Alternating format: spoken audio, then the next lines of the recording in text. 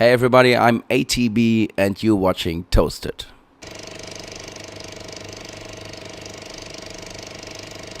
ATB, welcome at Armada HQ. I'm glad to be here. You had a free lunch, I just noticed. How was it? Oh yeah, it was great. And I just played some records. Just three, that's a different thing, but we had fun in the studio.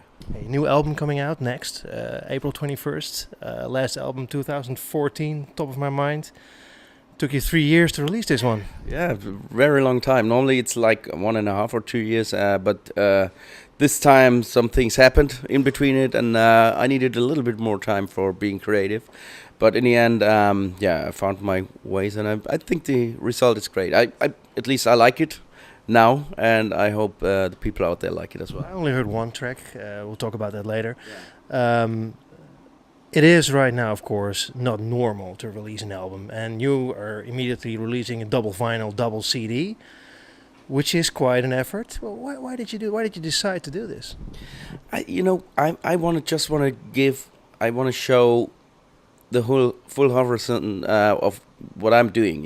It's not just this is what I really said about it, that there will be the days artists don't doing albums anymore, and then it's like everybody just want to do singles, and a single is like it have to be really good, it have to be like standard to be in the radio, whatever. And I want to show a little bit more. I want to show the people there are tracks sometimes you don't know exactly what it is, but you feel it's great, and I want to give this to the people. Maybe they like it as well. So if you do an album, it's way more creative process of doing music. But aren't you afraid? Because that's what a lot of your colleague DJs say is, well, I can produce an album, put it out there, and it will be gone in 5 seconds, and nobody will remember it anymore.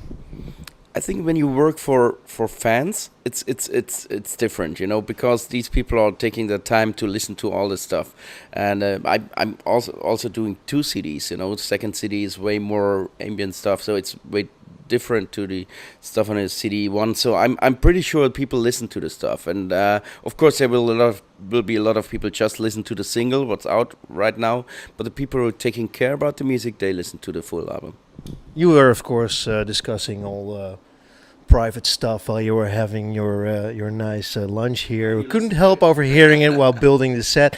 One of the interesting things you said is, well, if you ask a fan of mine to give me a list of favorite songs, well, what you expect is people to name the singles that you're world famous for, of course. Yeah. But your fans have personal tracks that are on albums, because you have 10 out now almost, that probably a lot of people wouldn't even know. Yeah, I was shocked and surprised at the same time when I asked this question on Facebook, and it made me a little bit proud, because I showed myself that it's not, it made a sense to do all these different tracks on the album. So even tracks I never expected people like it or listen to it, there was a lot of people who was really into it, and even there was a lot of comments on tracks from the CD too, which is way different to the club music, because it's just music for sitting at home or falling asleep or driving around with the car. But people are really taking care about this music, and I'm proud about that.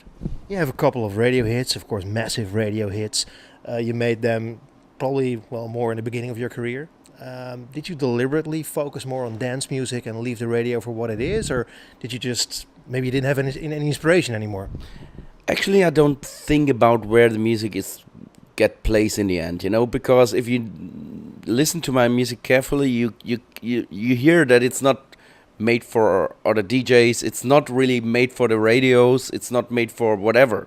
I just created how I think now it's finished.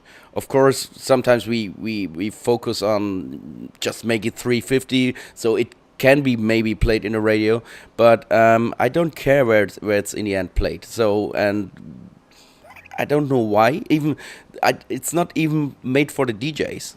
Even I play it for myself, but later I think when I produce a track for the album, I think, okay, if I want to play it in a club, I do my own mix later for it. So, or there's a remix for it, whatever. But the album tracks for themselves, I don't have any plan where they can be played. You're having a tour coming up in the States, which is great, of course.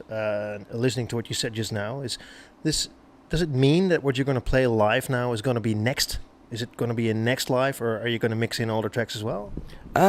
you know, I have enough music, so I know that people expecting my some of my old tracks, even 9 p.m. ecstasy, all these things. People expect me to play that, but of course I'm happy to play the new tracks as well. So and what I do mostly is I do my own mixes for that I can play them live. So sometimes it feels like it's something nobody else can play, and even a lot of tracks no other DJs plays. I noticed that the people singing to it, and that's crazy because I don't have any support on some of the album tracks from other DJs. But that makes it limited for the people just listen to it when ATB is playing. That makes it special. Of course, I delved into your discography and listened to your older music as well. One of the things that struck me that eventually, and maybe I'm wrong here, so correct me if I'm wrong, that the first major influence on your music was Lil Louis. Is that true? Who? Lil Louis? Not really. No, I try to let no influence to my music. That's the thing. It's always a tricky question, But I mean, because it's a personal interpretation of what you make. Yeah. I just it's a kind of a personal rule. Even if I really like other stuff, not let too much of this influences into my music, because then it loses its own identity. That's what attracted you to make music? Because I mean, I had this when I listened to the really old music, like even from '92. Yeah.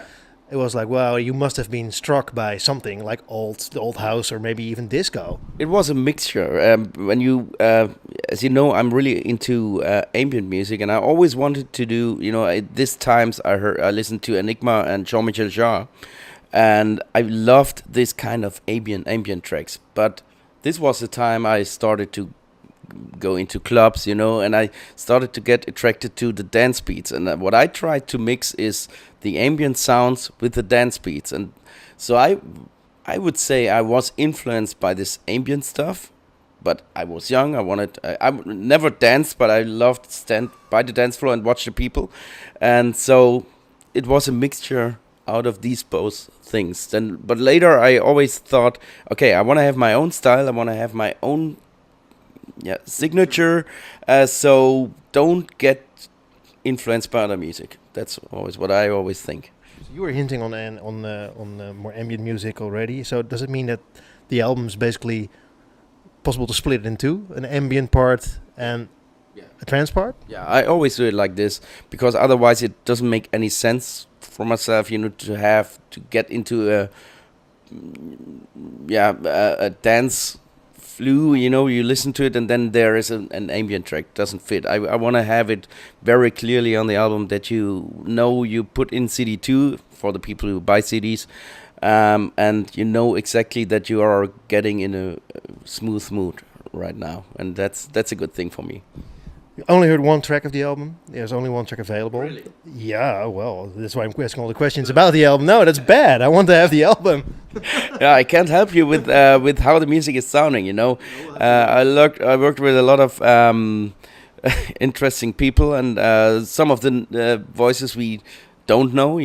About people who know my music know that I'm always searching for interesting voices for upcoming people with great ideas, and there are some really interesting collaborations on it. But it's so hard to explain the music. We can talk about this a little, because I mean, you struck a chord here, because there were actually 3 tracks you did with Heather Nova, and I thought that was back in the days even a great combination. But that was also a thing that you yourself started. You called her like, we have to make this music. Heather Nova was one of them who was already known,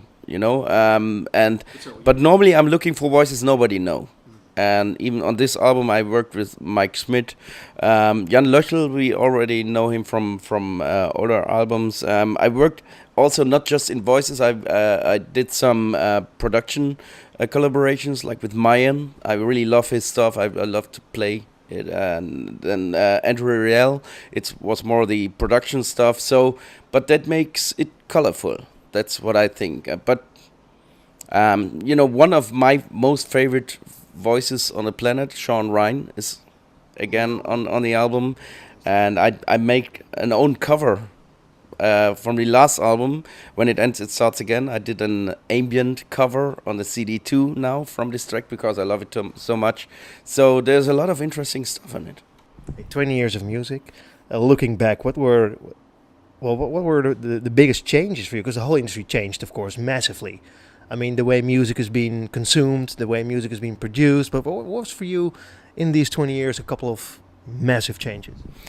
I would say a massive change was when I started to do music. I was like really, I never wanted to be out there as a DJ, whatever. I started later being on stage, and then I remember I got a lot of requests after 9 p.m. to play in other countries, and I was like, no, I don't want to. I don't want to be anywhere. And then I started with touring in the US 15 years ago or 16, I don't know how long is it ago. And then I felt in love with touring in other countries because music gave me the opportunity to see other countries. A lot of people don't, they sometimes they go to Spain for a holiday, but they have not the opportunity, like me, to see South America, Australia, Eastern Europe, China, whatever. I saw the whole world just because of doing music, and by noticing that the music gave me this chance, it was so nice, because otherwise, without doing music, I never would have seen the world.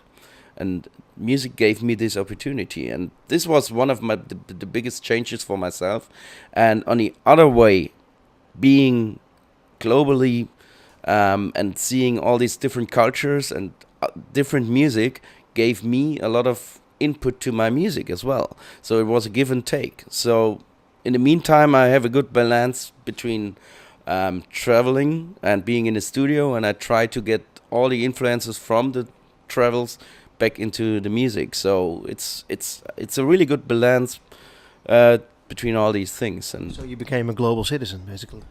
I would say no. I'm still at home in my hometown. So I love to be out there, but I love it to be back at home as well. I would never say I want to live somewhere else, because it's great to be in New York, whatever, in Amsterdam.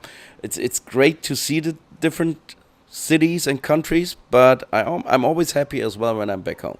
Do you look at your stuff that you did in the beginning? I mean, of course, I stumbled upon a video for Vibes for a Sequential One, and you were prominent in there.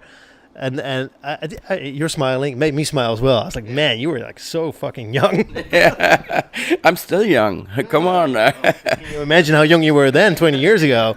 Yeah, it was 25 years ago, I would say. And yeah, sometimes it's really funny watching the old videos. And I sometimes I think that's me. And at the same time, I think, where are the years? That's crazy. And I did so much music in between that, and you don't notice what's going on. Sometimes I think, we've been in the US when this happened and this. I'm like, was it 3 years ago or 5? And then we notice, no, it's 10 years ago, and that's crazy. Time is running fast. That's really time flies when you're having fun. For all those who want to hear more about the album, I mean, of course, the release is April 21st, but will there be more re-release? Will you have like small hints of music? Are there like any tracks that we can find online just to taste a little?